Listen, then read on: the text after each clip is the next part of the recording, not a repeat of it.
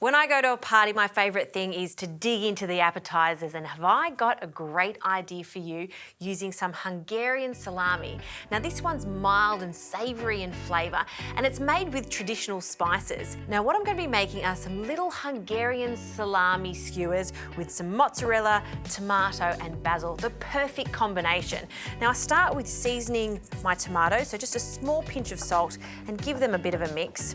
And now for our mild Hungarian salami. So I've just taken the skin off, and what I like to do is cut this as thin as possible. So nice sharp knife to cut that really thin. The reason we want this to be thin is because we want it to be quite pliable as it wraps around itself into a rose shape. So we'll start with a few slices and we'll just layer them across each other like so.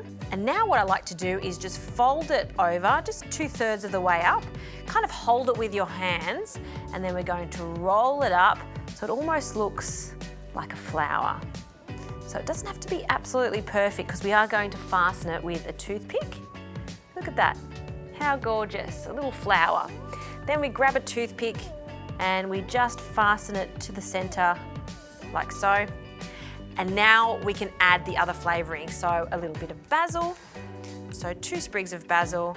I'll fold them in half and we'll place a piece of basil on each side. And our mozzarella, a little piece of mozzarella, and I really want it to fill up the whole skewer. So press it together. And lastly, a tomato. And how cute is that? That's like a little bundle of joy. Every mouthful is going to be so tasty with those Italian flavours of the mozzarella, the basil and tomato, and then that salty, savoury Hungarian salami that just wraps everything up.